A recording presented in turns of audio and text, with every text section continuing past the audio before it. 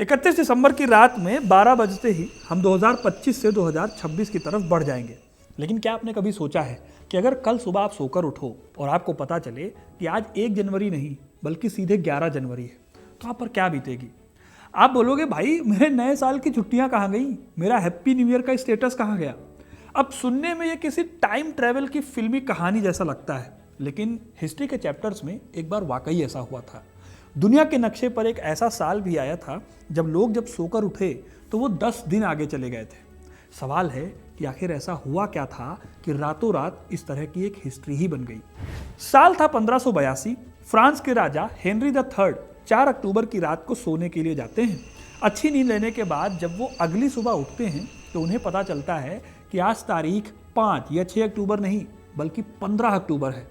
सिर्फ राजा हेनरी नहीं बल्कि 4 अक्टूबर 1582 के दिन सोने वाला फ्रांस का हर शख्स असल में 15 अक्टूबर को ही उठा था। सुनने में आपको अजीब लग सकता है, लेकिन इस साल सचमुच ऐसा हुआ था और ये किया गया था।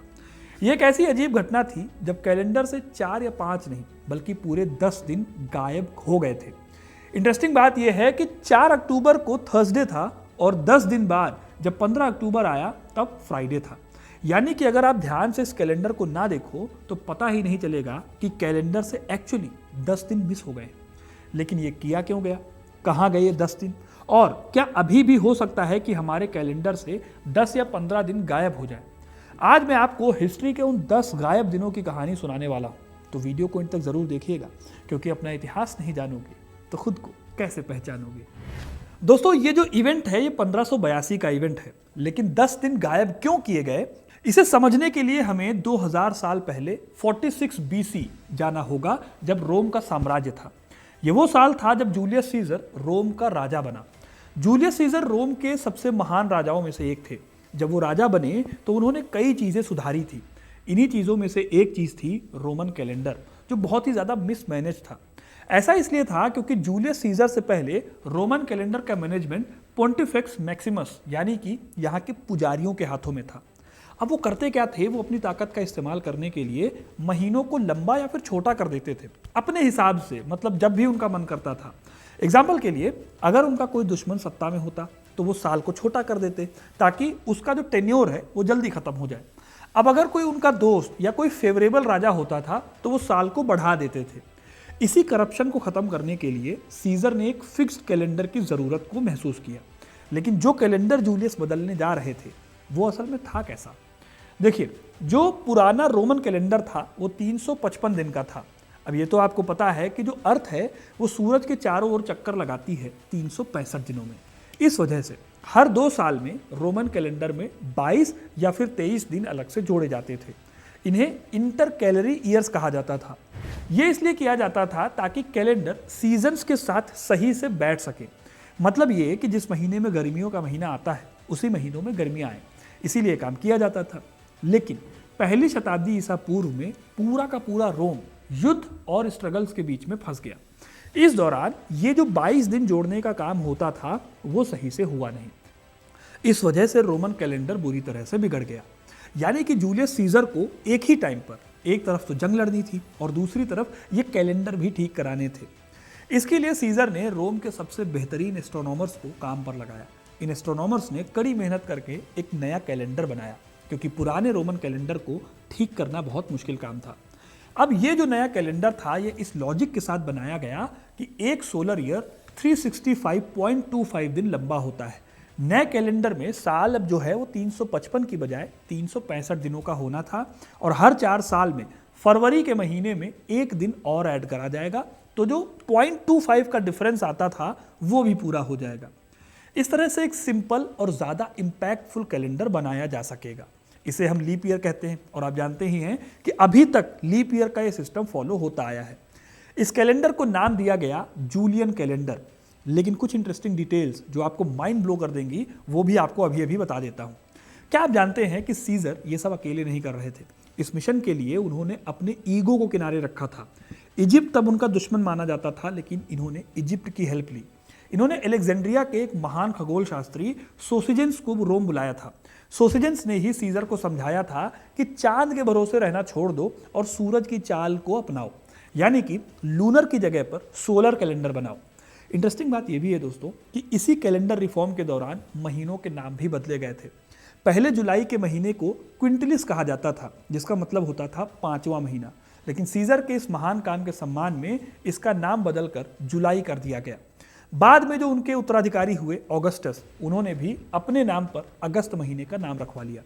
जूलियस सीजर को इस कैलेंडर को सही टाइम पर भी शुरू करना था, इसीलिए 46 बीसी में जूलियस सीजर को कैलेंडर में 2 महीने एक्स्ट्रा जोड़ने पड़े। यही वजह है कि 46 बीसी ना तो 365 दिन का था, ना 355 दिन का था, बल्कि यह साल दुनिया का सबसे लंबा साल था। इस साल में टोटल 445 डेज थे। अब जरा सोचो, उस 445 दिन लंबे साल यानी 46 ईसा पूर्व में रहने वाले लोगों का क्या हुआ होगा। इतिहासकारों के हिसाब से उस साल रोमन जनता जो है वो पूरी तरह से कंफ्यूज थी। जो ट्रेडर्स थे उनके कॉन्ट्रैक्ट, जो कर्जे थे उनकी तारीखें, जो रिलीजियस त्यौहार होते थे, ये सब कुछ अस्त व्यस्त हो गया था। लोग मजाक में ये भी कहते थे कि सीजर अब बादलों और सितारों पर भी राज करना चाहते हैं। इस साल कई कंफ्यूजन हुए थे, कई रीजनल कैलेंडर्स को जूलियन कैलेंडर में मिलाने की कोशिश हुई थी। इसीलिए सीजर ने इसे अल्टिमस एनस कन्फ्यूजनस कहा जा, यानी कि भ्रम का आखिरी साल। अब सीजर का पर्पस ये था कि ये इतनी बड़ी उथल पुथल हो कि इसके बाद कभी कैलेंडर बदलने की जरूरत ही ना पड़े। इस तरह जूलियस कैलेंडर ने जंग से उपजी रोमन कैलेंडर की प्रॉब्लम को सॉल्व कर दिया। लेकिन सवाल है कि फिर 1582 में 10 दिनों को कम क्यों किया गया? करीब 1500 साल बाद यह काम करने की जरूरत क्यों पड़ी? दरअसल जूलियस के इस रिफॉर्म में एक बहुत ही छोटी सी गलती रह गई थी। ये गलती थी मैथ्स की। उस टाइम पर यह गलती जूलियस सीजर और उनके कैलेंडर बनाने वाले लोगों को नहीं दिखी थी। असल में जूलियन कैलेंडर में एक दिक्कत थी। दिक्कत यह थी कि इस कैलेंडर में इस बात पर काम किया गया कि साल 356.25 दिन का होता है, लेकिन असलियत में साल तो 365.2422 दिन लंबा होता है। दशमलव के बाद लास्ट के 2 नंबर्स को तब इग्नोर कर दिया गया, जिसने आगे चलकर बहुत बड़ी प्रॉब्लम खड़ी की। इस एक मिस कैलकुलेशन से हर 100 साल में जूलियन कैलेंडर बेमेल हो जाता था। ये थोड़ा कॉम्प्लिकेटेड हो सकता है, इसलिए मैं आपको एक बहुत छोटे से एग्जाम्पल से समझाता हूँ। मान लो कि आप ऑफिस या स्कूल में काम करते हैं और आप हर दिन बस 10 सेकेंड एक्स्ट्रा लेट होते हैं। यानी आज आप 10:10 पर ऑफिस पहुंचे तो कल आप 10:20 ऑफिस जाएंगे, यानी कि सिर्फ 10 सेकेंड डेली आप लेट होंगे। तो 6 दिन बाद आप 1 मिनट लेट होने लगेंगे और 60 दिन बाद आप 10 मिनट लेट होने लगेंगे। अब है तो ये सिर्फ 10 सेकेंड, हर दिन 10 सेकेंड ही बढ़ रहा है, लेकिन इनकी वैल्यू आगे चलकर बहुत ज़्यादा हो जाती है। ऐसे ही कुछ हुआ था जूलियन कैलेंडर के केस में, जो उस टाइम पर तो किसी ने ध्यान नहीं दिया, लेकिन जैसे मैंने आपको ऑफिस लेट जाने वाला एग्जाम्पल दिया, अगर आप उसे यहाँ अप्लाई करो तो पता चलेगा कि जूलियन कैलेंडर 1600 सालों तक यूज हो चुका था और इतने सालों में ये कैलेंडर करीब 14 दिनों के गैप में आ गया था। अब सवाल है कि इसको लेकर इतना बवाल क्यों मचा? तो देखिए, होने ये लगा था कि ईसाई धर्म के त्यौहार, खास तौर पर जो ईस्टर होता है, उसकी तारीख को डिसाइड करने में काफ़ी प्रॉब्लम्स आने लगी। जैसे कि बसंत के महीने में पूर्णिमा के बाद जो पहला संडे पड़ता है, उस दिन ईस्टर मनाया जाता था। यह तारीख 21 मार्च के आसपास पड़ती थी, लेकिन 1600 साल के इस गैप में यह कैलेंडर करीब 10 दिन दूर हो गया ईस्टर से। यह चर्च के लिए एक बड़ी बात थी, क्योंकि इसका मतलब था कि उनका ईस्टर अब रियल दुनिया के हिसाब से नहीं पड़ रहा था। 16वीं सदी के आखिर तक आते आते ये प्रॉब्लम बहुत ज़्यादा बड़ी हो गई। लोगों ने प्रोटेस्ट करने शुरू कर दिए, यहाँ तक कि 5th से 10th सेंचुरी के बीच में भी ये नोटिस किया गया कि सही टाइम पर ईस्टर मनाया ही नहीं जा रहा। ऐसे में जब पोप ग्रेगरी द 13th ने सत्ता संभाली तो उन्होंने इस प्रॉब्लम को हमेशा के लिए सॉल्व करने की सोची। फिर जूलियस सीजर की तरह ग्रेगरी ने भी एस्ट्रोनॉमर्स और मैथमेटिशियंस को बुलाया। एक बार फिर से जुगत भिड़ाई गई और इस बार दिए गए कुछ नए सॉल्यूशंस। एक नया कैलेंडर बनाया गया। इसमें कहा गया कोई भी शताब्दी वर्ष तब तक लीप ईयर नहीं होगा जब तक वो 4 से डिवाइड ना होता हो। जैसे कि 2005 या 2006, ये सब एक लीप ईयर नहीं हो सकते। इस तरह से हर शताब्दी में एक दिन के एक्स्ट्रा होने को रोक लिया गया। लेकिन अभी भी 14 दिनों वाली जो ये प्रॉब्लम है, ये सॉल्व करना बाकी था। इसके लिए ग्रेगरी ने कैलेंडर को रीसेट किया। उन्होंने इसे रीसेट किया उस टाइम से जब 325 AD में काउंसिल ऑफ नीस बुलाई गई। ये दोस्तों वो टाइम था जब ईस्टर की त्यौहार की डेट तय करने का मेथड बनाया गया था। ग्रेगरी ने ना तो इसके लिए क्राइस्ट के जन्म की तारीख को अपना मानक बनाया, ना ही जूलियन कैलेंडर की स्टार्टिंग डेट को।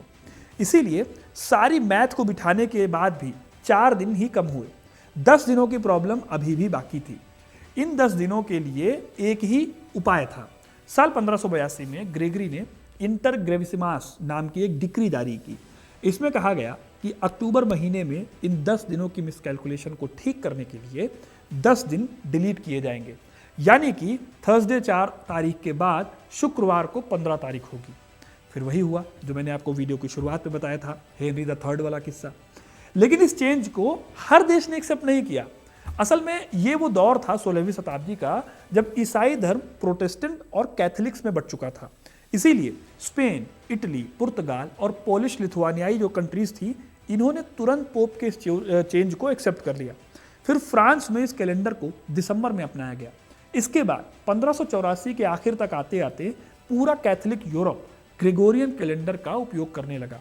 लेकिन प्रोटेस्टेंट धर्म को मानने वाले राज्यों ने इसे आसानी से एक्सेप्ट नहीं किया।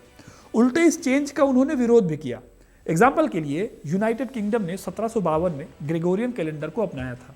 उस टाइम तक इंग्लैंड के जूलियन कैलेंडर के हिसाब से एक और दिन आगे खिसक चुका था। इसीलिए इंग्लैंड को 11 दिनों को हटाना पड़ा। वहां यह काम हुआ था 1752 के सितंबर महीने में। यहां पर 2 सितंबर के बाद सीधे 14 सितंबर आया। लेकिन ऐसा नहीं है कि यह काम बहुत इजी काम था। जब ब्रिटेन ने 1752 में ये सारे दिन हटाए तो सड़क पर राइट शुरू हो गए। लोग चिल्ला रहे थे, give us back our 11 days. असल में लोगों को लगा कि सरकार ने उनकी लाइफ के 11 दिन चुरा लिए हैं। लेबर्स को डर था कि उन्हें 11 दिन की कम सैलरी मिलेगी, और मकान मालिकों को डर था कि उनका जो रेंट है वो कम हो जाएगा। कई लोगों को यह भी लगा कि उनकी एज असल में 11 दिन कम हो गई है। अब ये सब उस टाइम का अंधविश्वास था जो इस डिसीजन की वजह से फैल गया लोगों के बीच। इस तरह 18वीं सदी में लगभग सभी यूरोपियन देशों ने ग्रेगोरियन कैलेंडर को इस्तेमाल करना शुरू कर दिया। हालांकि अभी कुछ और देश थे जो और भी लेट से जुड़े। रशिया में ग्रेगोरियन कैलेंडर को 1918 तक अपनाया नहीं गया।